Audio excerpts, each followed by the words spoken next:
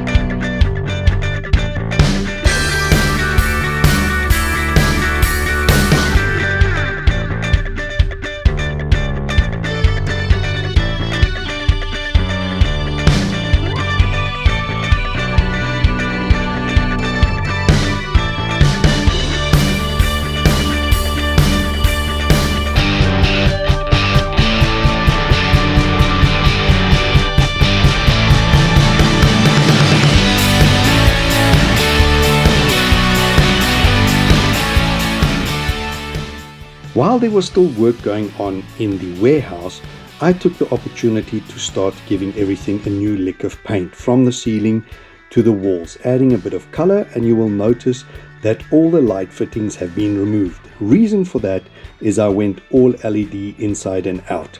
And here in the workshop, I painted everything white because you want maximum light and a lot of light reflection. Here you can see removed the old lights. Here you can see the start of the building of my balcony. Yes, I used from an old construction site, old cast ornamental scrolls, and I made my balcony out of that, trying to give it that little bit of an Italian ornate feeling. A little bit of shot blast, repaint, and it looked brand new. Then came the installation, and yes, I did need some help because that's incredibly heavy, but with that double skin wall, and it worked perfectly. Now, I took the opportunity while they were still busy in the warehouse as well to start assembling my workshop, bring the cabinets in and clean out the first of my storage units. And this is the very first time I actually got to assemble all these units, take them out the boxes, and brand new and super exciting for me. This is how you work, rebuild bikes and do restorations with good tools, not having to hunt and search for tools. Now, late in the evening, we took the opportunity as well to remove that pole that was in front of the double door and then re-weld it back into place so that we have the door properly functional with that pole that was starting to irritate me removed out of the way. Next day, walking into the warehouse, you can see the dust, and that's the telltale sign. We were grinding down the floors, grinding down the old paint and old epoxy that has been applied over years and years and years.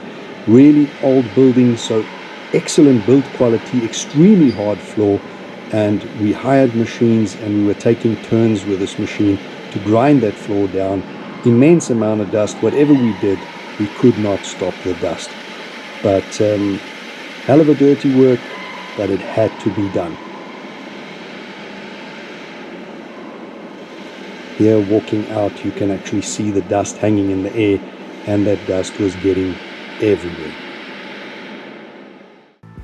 Now, same day, the glass arrived here. They were needing the putty, and very busy day because later also the epoxy arrived.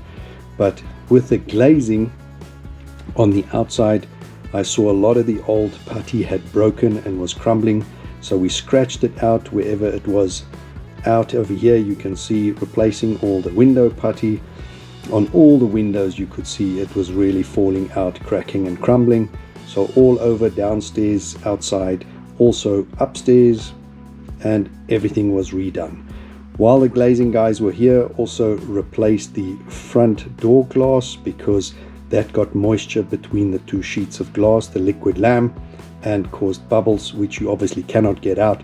And then what we'll do is a sandblast vinyl with our logo on that.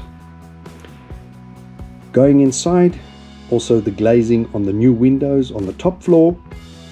There's 3 pieces of glass in each one of the 3 opening windows, and that was also being done today while we're here.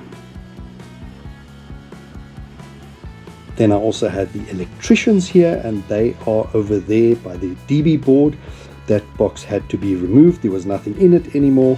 All these piping conduits that were running outside have to be removed because the mezzanine level is coming right up against it, and structurally I needed it mounted firmly against the wall, and these conduits were in the way, so they have to go behind that platform through the wall.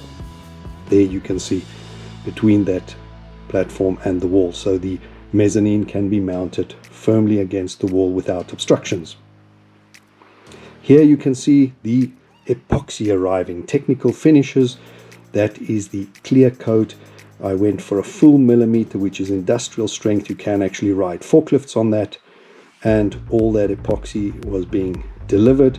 Yes, good fortune, I found the money to pay for it up front. So all delivered and going inside for when we're ready. Late at night once again, and we can see, so the floor has been ground ready for the epoxy and the stain, and all the divots and damage has been repaired. Tomorrow they have to level that. Not only that, today was a power day. We did the glazing. The front door has got new glass on, and if you have a look, here is the motor. Really cool.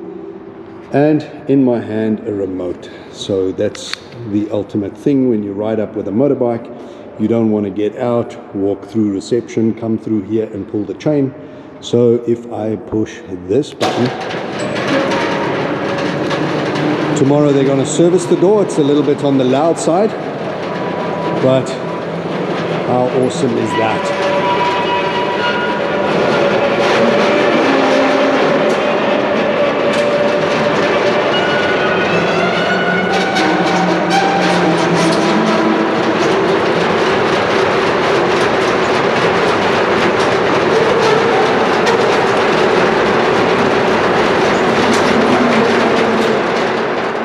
So you can hear it stuttering a little bit, but they're going to do the service tomorrow. It was still a little bit dusty after grinding the floor, but we have the motor and the override chain. That temporary cable is going to come down here, and that's why we fitted this plug point.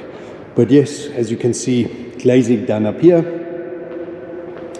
and glazing done on those 2 windows. The doors are in. I had to do that to stop the dust going in. Yes, it's gone in a lot, but those doors are going to be stained darker and still going to get a pattern on with bolts.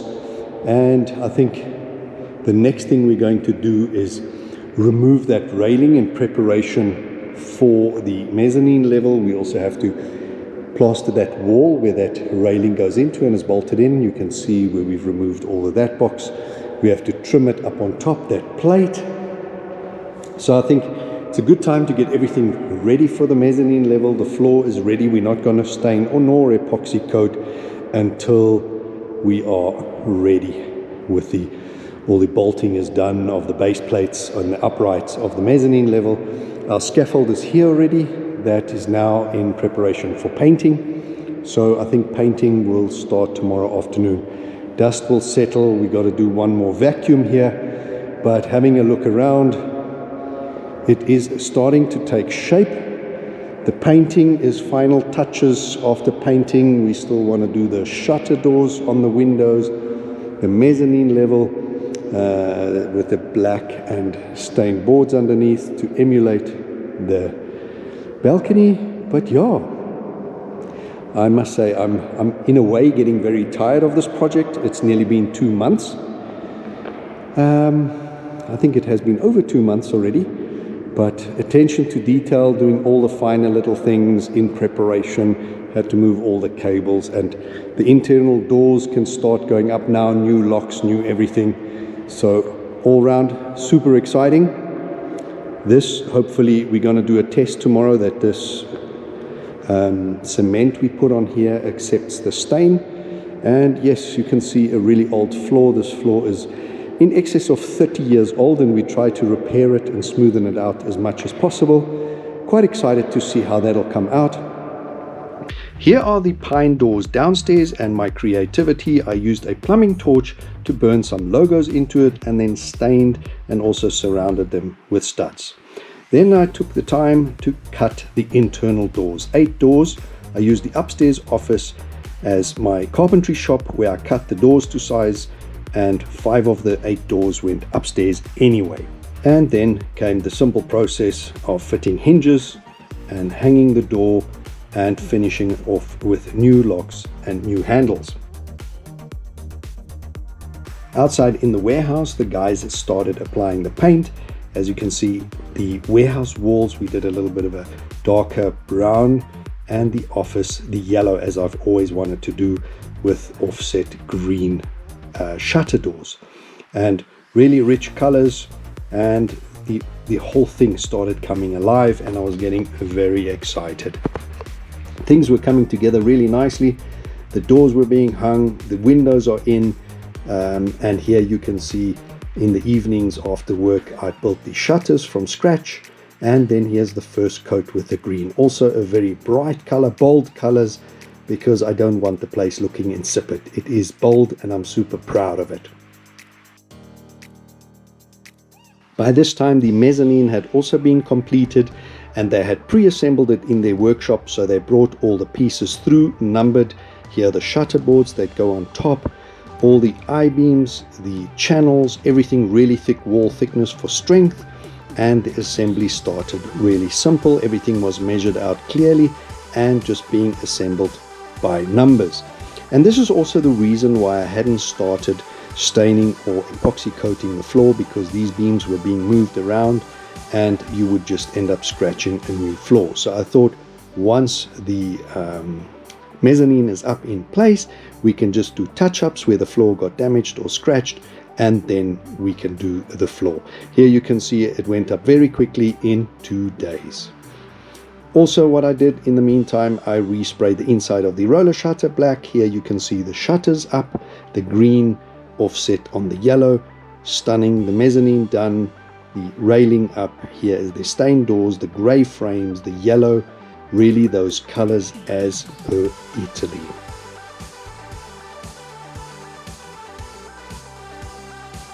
If you cast your mind back roughly 2 months ago, this was a 30-plus-year-old warehouse, really tired and well used, and did definitely not look like a potential man cave or a stunning garage for nice toys. But now, 2 months later, and I hope you can see and feel that Italian vibe I try to bring to it. I try to change everything. Yes, there's still a little bit of an echo. The mezzanine has helped it, but I think once we fill it with toys and signs and everything, the sound will bounce differently, and that'll help. But I think most of the ideas I brought to fruition over here, big ticket items like the ceiling, the mezzanine, the most expensive of the lot, brought through. The balcony, the feature wall was something else. But also the last thing we need to do, which is also already paid for, this floor needs a clear coat epoxy on top of it. To tell you what's going on here right now, this is a Crete stain. It's a color I chose as cobblestone. I stained the cement. This acid-based stain mixes and stains the Portland cement. So what we're going to do now is wash all the acid off, neutralize it with soap, rinse it, and then let it dry, and then put a clear coat epoxy. And I think the cobblestone will go really nicely with these walls. And I think the whole Italian feel with the green and yellow and the shutter for the windows goes really well. The colors, I'm quite happy. I'm going to Italy, and there I will definitely show you some museums of motorcycle manufacturers, and those that have got a keen eye will see where the colors come from. But yeah, I think the main job now is when I get back from Italy to do the epoxy coat on the floor, and then let it dry and move in. Yes, there will always be things like when you move into a new home that you're constantly working on. For example, it's quite dark down there. We'll need to put some spotlights, some LED lightings. But just to do a quick walk around, final walk around, here we have the mezzanine level. Yes, it's got shutter boards at the bottom, so it gives that wooden vibe. Roughly 15 meters this way, 8 meters that way. So 3.5. A bike can stand comfortably, and there's plenty space to walk. With a balustrade, I wanted that steel wire going through so that not obtrusive. You can see what's up here. That section is removable, so if we have a lift later, we can put it in over there. But this is quite a nice 67 square meters added to it. This railing was cut out, as explained earlier. And here we get to the rooms and offices, starting off with the main lounge office over here, painted, ceiling, lights, all done. From all the windows, you've got a really good vantage point to see what's going on down at the bottom. But one of my little things that I had to have is my little balcony, because this is the best place to have morning coffee. You will see the finish on the balcony is the same as on the mezzanine level, and what a cool place to sit, have an espresso, cappuccino, and look down at my little kingdom. Now, here you see a lot of good light. It's big size office going through here wherever you are. That was the idea, that you always see what's going on. Now, here, this was one big change room. We put a second door in, put a wall to split it, and this is my kitchenette now. You can see all the new, more modern, up-to-date doors. Here, this was partitioned off. I'll switch the light on here. This, being a change room, has now really been turned into a nice bathroom. All the basins, all the toilets were changed. Hygiene is very important for me. So, cool. Guest toilet over here, same matching doors all over. So, this is pretty much what I had in mind all along. And I don't know what to say, but thank you to all the subscribers, the viewers. It really has been a journey of note. Thank you for joining me on the journey. And guys, if you enjoyed this episode, as always, please hit that like button, give me a thumbs up. Most important of all, please hit that subscribe button to help me build the channel. And if you like, the reminder bell so you always know when I'm uploading something new, and join me for the move in.